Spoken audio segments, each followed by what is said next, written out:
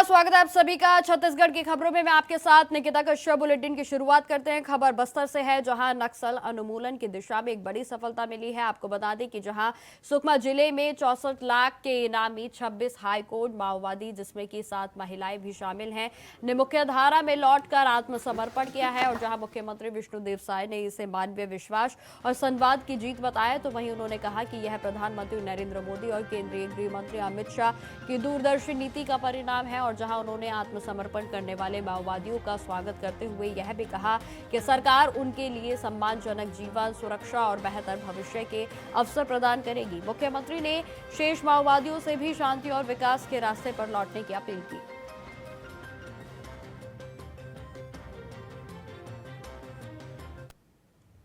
मुख्यमंत्री विष्णुदेव साय ने छत्तीसगढ़ को नक्सल मुक्त राज्य बनाने को लेकर बड़ा बयान दिया है। उन्होंने कहा कि प्रधानमंत्री नरेंद्र मोदी और गृह मंत्री अमित शाह ने 31 मार्च 2026 तक छत्तीसगढ़ को नक्सल मुक्त कराने का संकल्प लिया था। और जहां यह संकल्प पूरा होगा, तो वहीं आपको बता दें कि मुख्यमंत्री ने यह भी बताया है कि इस डेडलाइन के अनुसार छत्तीसगढ़ अगले 3 महीने में नक्सल मुक्त हो जाएगा।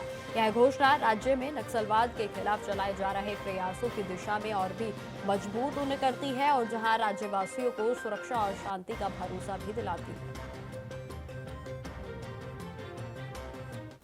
बिल्कुल, जो डेडलाइन माननीय प्रधानमंत्री जी ने और माननीय केंद्रीय गृह मंत्री जी ने तय कर दिया है 31 मार्च 2026 का, वो बिल्कुल उनका संकल्प पूरा होगा। बिल्कुल। जो खबर रायपुर से ही है, जहां पूर्व मुख्यमंत्री भूपेश बघेल ने छत्तीसगढ़ में 1500 करोड़ की कथित वसूली को लेकर राज्य सरकार पर निशाना साधा है। जहां उन्होंने एक्स पर भी पोस्ट कर कहा कि जेल में बंद रणनीति कंपनी के प्रमुख 2 बड़े बीजेपी के नेताओं के नाम लिए हैं, और फिर कार्रवाई क्यों नहीं हो रही। क्या यही रणनीति एजेंसियां बीजेपी और मुख्यमंत्री का सोशल मीडिया संभालती हैं? तो ये तमाम मुद्दे और सवाल उनकी ओर से उठाए गए।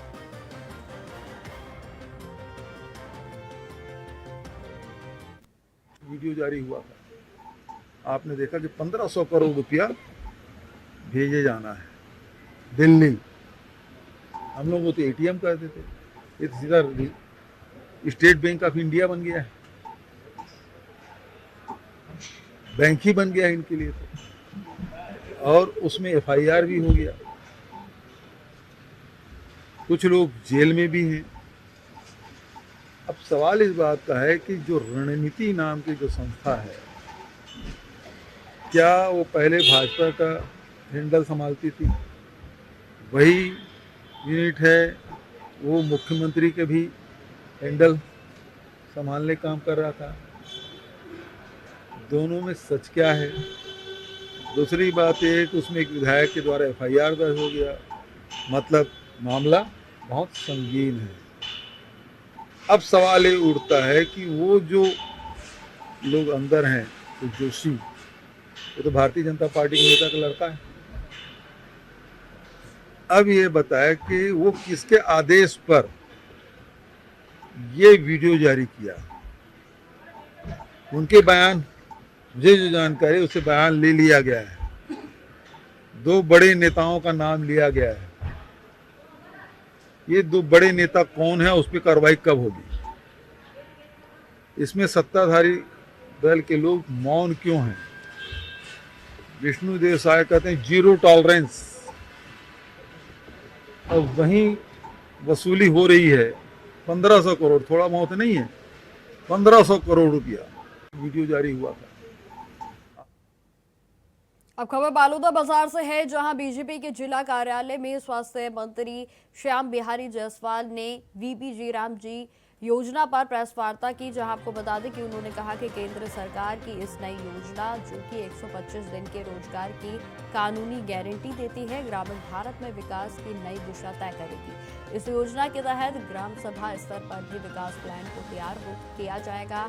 और जहां आपको बता दें कि उन्होंने यह भी जानकारी दी, जो कि पीएम गति शक्ति प्लेटफॉर्म से जुड़ेगा, और इससे भ्रष्टाचार पर भी रोक लगेगी, क्योंकि बायोमेट्रिक उपस्थिति और डिजिटल मॉनिटरिंग की व्यवस्था है। उन्होंने कांग्रेस पर भ्रम फैलाने का आरोप लगाया। उन्होंने कहा कि बीबीजी राम जी योजना राजनीति से प्रेरित नहीं बल्कि विकसित भारत 2047 के लक्ष्य को ध्यान में रखकर बनाई गई है।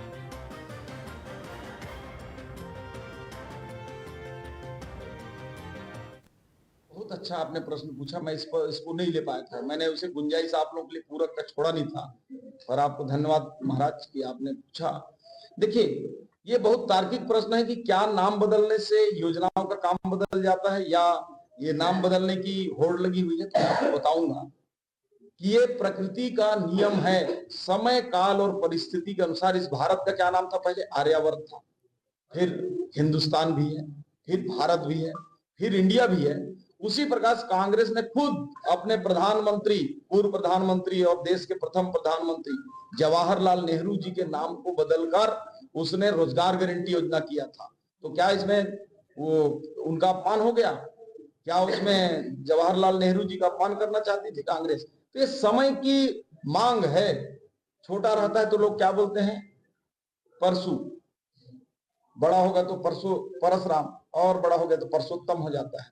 तो इसी प्रकार ये सतत प्रक्रिया है। समय के साथ पहले खाने में मीठा पसंद होता है, बाद में आदमी खट्टा भी खाता है, मिर्ची भी खाता है। तो ये समय के साथ होता है। खबरों में आगे बढ़ते हैं। ईडी इंडिया रायपुर में महादेव सट्टेबाजी की ऐप और SkySkillsChange.com के खिलाफ बड़ी कार्रवाई की है। आपको बताते चले कि ईडी ने 91.82 करोड़ रुपए की संपत्ति जब्त की है, और जिसमें कि दुबई की कंपनियां भी इसमें शामिल है। जिसमें कि आपको यह भी जानकारी देते चले कि 74.29 करोड़ रुपए का बैंक बैलेंस शामिल है, और इन कंपनियों के मुख्य आरोपी सौरभ चंद्रकार, अनिल कुमार अग्रवाल और विकास छपारिया के द्वारा नियंत्रित किया जा रहा था। और इसके अलावा आपको यह भी बताते चले कि इकाई एक्सचेंज के मालिक जो हैं वो हरिशंकर हैं, और जो कि सहयोगी गगन गुप्ता की 17.5 करोड़ की संपत्ति भी जब्त कर ली गई है। और जहां ईडी की जांच में यह भी जानकारी सामने आई है कि महादेव ऑनलाइन बुक और एक्सचेंज के .com जो कंपनी है वो प्लेटफॉर्म गेम पर हेराफेरी कर उपभोक्ताओं को नुकसान पहुंचाते थे, और जिससे कि भारी मात्रा में अवैध कमाई भी उनकी ओर से की जाती थी। ये ऐप एक व्यापक नेटवर्क के रूप में काम करती थी, जो कि बेनामी खातों, फर्जी केवाईसी दस्तावेजों और बेहिसाब लेन देन के जरिए उपभोक्ताकर्ता पंजीकरण, वित्तीय लेन देन और मनी लॉन्ड्रिंग की सुविधा भी प्रदान करता था।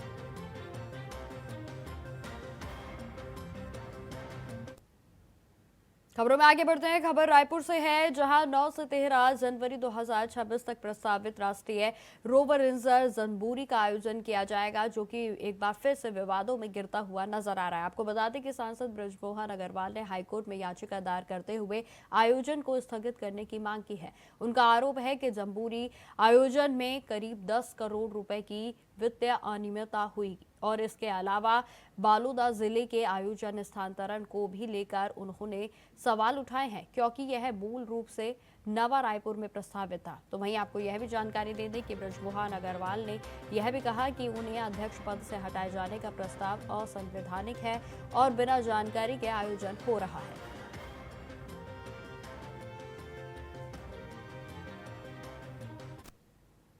खबर बालोदा बाजार से ही है, जहां मंत्री श्याम बिहारी जायसवाल ने बीजेपी में गुटबाजी की कांग्रेस के आरोपों पर पलटवार किया, जहां उन्होंने कहा कि बीजेपी में कोई भी गुटबाजी नहीं है और यह सिर्फ अफवाह है। जहां मंत्री ने विभागीय अधिकारियों पर लिपिकीय त्रुटि को हड़बड़ी में हुई गलती बताया है, जहां उन्होंने यह भी कहा कि कांग्रेस में तो एक दूसरे का कुर्ता फाड़ने की घटनाएं होती हैं, और ऐसे में उन्हें आरोप लगाने का कोई हक नहीं है। आपको यह भी जानकारी देते चले कि 5 जनवरी को बिलासपुर के नगर निगम में होने वाले लोकार्पण कार्यक्रम में केंद्रीय राज्य मंत्री तोखन साहू और विधायक अमर अग्रवाल का नाम नहीं होने पर कांग्रेस ने यह आरोप लगाए थे।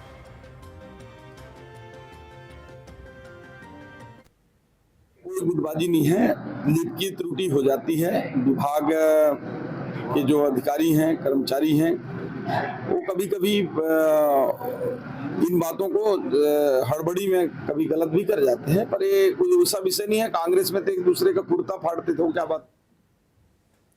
तो खबरें लगातार जारी रहेंगी, फिलहाल रुकते छोटे से ब्रेक के लिए।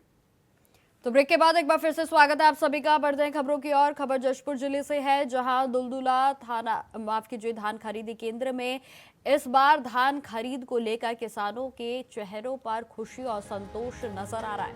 जहां किसानों का कहना है कि टोकन मिलना अब आसान हो गया है, तो जबकि पहले घंटों में इंतजार करना पड़ता था और जहां तुलाई मशीनें समय पर चल रही हैं तो वहीं कोई भी देरी नहीं हो रही, तो वहीं किसानों को सही मूल्य मिल रहा है और सरकार की नई व्यवस्था से उन्हें मदद भी मिल रही है। इस दौरान पुलिस प्रशासन भी सक्रिय है, तो वहीं नियमों का पालन सुनिश्चित कर रहा है। जहां आपको बता दें कि किसानों ने मुख्यमंत्री विष्णुदेव साय का आभार व्यक्त करते हुए उम्मीद जताई है कि आने वाले वर्षों में भी इसी तरह की व्यवस्था बनी रहेगी।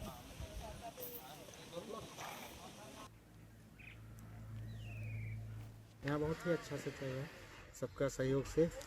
यहाँ प्रशासन भी सहयोग करते हैं, आते हैं। कल तो तहसीलदार साहब आके दिन भर खरीदी किए हैं। सब सहयोग कर रहे हैं। हाँ, सब सहयोग कर और रहे हैं। जांच भी कर रहे हैं। जांच भी कर रहे हैं। आज हम लोग 5 भाई का है भैया, 120 कुंटल लाए हैं, उसमें 5 भाई हम लोग का हिस्सा है। कोई शिकायत तो नहीं भैया, सब अच्छे हैं, हम लोग अच्छा से बेच रहे हैं, खुश हैं हम लोग। यहाँ तो अच्छा, सही टाइम में टोकन और सही टाइम में गाड़ी लग जाना है और सही टाइम में पट्टी सट्टी सब का सुविधा अच्छा है। खबरों में आगे बढ़ते हैं। अब खबर सूरजपुर से है, जहां जिले की महिला स्वयं सहायता समूह ने आत्मनिर्भरता की दिशा में महत्वपूर्ण कदम बढ़ाया है। इन महिलाओं ने पोषण आहार निर्माण में अहम भूमिका निभाते हुए जिले में गर्भवती महिलाओं और बच्चों के लिए पौष्टिक आहार तैयार किया है और जहां सरकारी पोषण निर्माण संयंत्रों के तहत स्वादिष्ट और पौष्टिक नमकीन, दलिया और मीठा शक्ति आहार बनाया गया, जो कि विटामिन, आयरन, कैल्शियम और जिंक जैसे महत्वपूर्ण पोषक तत्वों से भरपूर है। तो वहीं इन संयंत्रों में 32 महिलाएं कार्यरत हैं और जहां 430 महिलाएं आंगनबाड़ी केंद्रों तक पोषण आहार का वितरण कर रही हैं। यह पहल न केवल महिलाओं के लिए सशक्तिकरण की मिसाल है, बल्कि स्थानीय स्तर पर भी रोजगार के अवसर भी सर्जित कर रही है।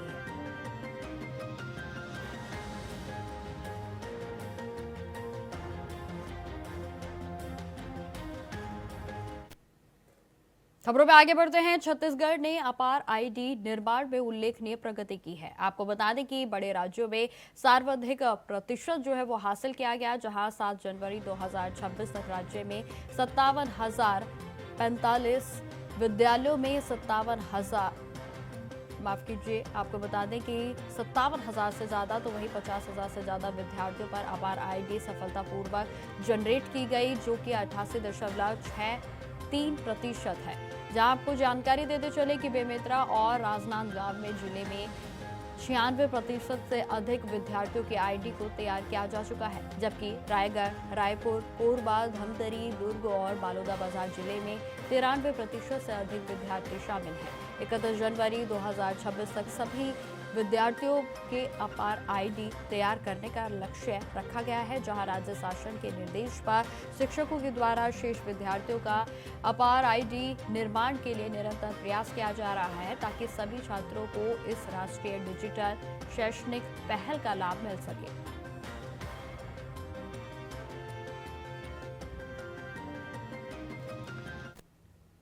अब खबर राजनांदगांव से है, जहां निवासी प्रदीप कुमार रामराव देशपांडे ने प्रधानमंत्री सूक्ष्म खाद्य उद्योग उन्नयन योजना के तहत अपनी मेहनत और दृढ़ संकल्प से स्वरोजगार की दिशा में महत्वपूर्ण कदम बढ़ाया, जहां उन्होंने चिरौंजी, हर्रा और बहेरा में आधारित प्रोसेसिंग उद्योग स्थापित किया है और जिसमें कि 2.13 लाख रुपए का अनुदान उनकी ओर से प्राप्त हुआ। जहां आपको बता दें कि इस उद्योग में महिला स्वयं सहायता समूह की महिलाओं को रोजगार प्रदान किया गया है और जिससे कि उनका आर्थिक सशक्तिकरण हुआ। तो वहीं सोलर ऊर्जा से संचालित यूनिट ने उत्पादन में निरंतरता जो है वो पूरे तरीके से बनाए रखी और लागत में भी कमी आई है और अब उनका कारोबार छत्तीसगढ़ के अलावा महाराष्ट्र, झारखंड और उड़ीसा तक भी फैल चुका है, जिससे उनकी आय 4 लाख रुपए प्रति वर्ष हो गई है। तो वहीं देशपांडे ने प्रधानमंत्री और मुख्यमंत्री के प्रति आभार को व्यक्त किया।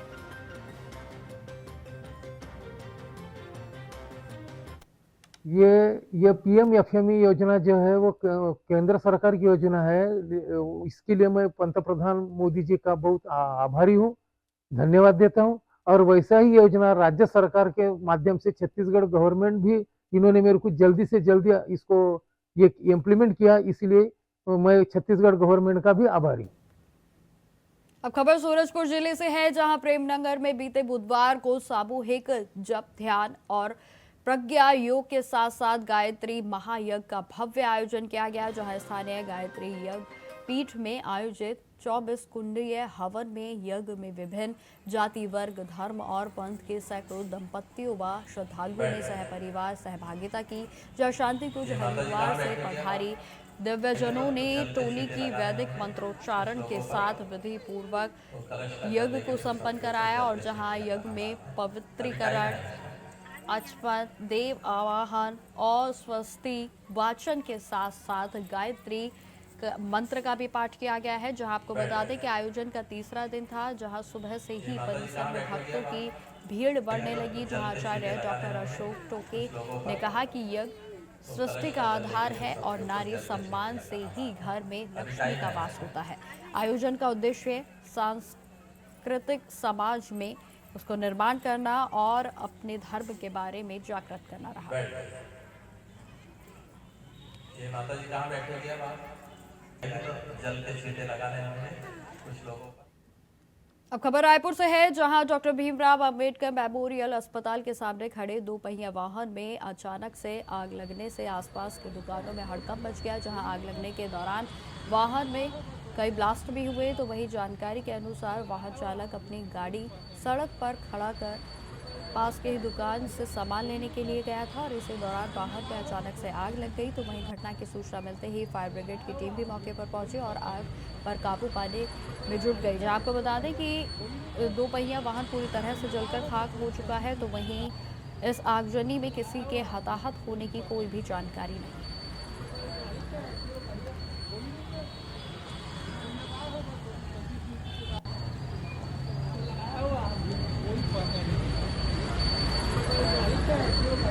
तो तस्वीरों में आप साफ तौर पर देख सकते हैं, जिसमें कि एक स्कूटी जो है वो अचानक से उसमें ब्लास्ट हो गया, जिसमें कि गनीमत यह रही कि जो वाहन चालक था वो पास के में ही दुकान से सामान लेने के लिए गया था और इसी समय जो है जब वह दुकान पर सामान लेने के लिए गया, उसी के बाद जो है स्कूटी में अचानक से ब्लास्ट हो गया, जिसमें कि आपको बताते चले कि इस स्कूटी में कई बार ब्लास्ट हुआ। ब्लास्ट की आवाज़ से अफरा तफरी का माहौल बन गया। तो वहीं आपको बताते चले कि आसपास के लोग जो है वो उसे देखने के लिए जुटने लगे। तो वहीं गनीमत यह रही है कि जो स्कूटी चालक है उसे किसी तरीके की हानि नहीं हुई है। तो वहीं आपको बता दें कि जैसे ही सूचना अग्निशमन विभाग को दी गई तो ब्रिगेड की जो टीमें हैं वो वहां पर मौके पर पहुंची और जहां आग पर काबू पा लिया गया। तो वहीं आपको बता दें कि स्कूटी पूरे तरीके से जलकर खाक हो गई है। तो रायपुर का यह वीडियो बताया जा रहा है, जहां आपको बता दें कि 2 पहिया वाहन चालक जो है वो सुरक्षित है, लेकिन स्कूटी पूरे तरीके से जलकर खाक हो गई। तो वहीं स्कूटी में अचानक से ब्लास्ट हुआ जिसकी वजह से यह भीषण आग लगी।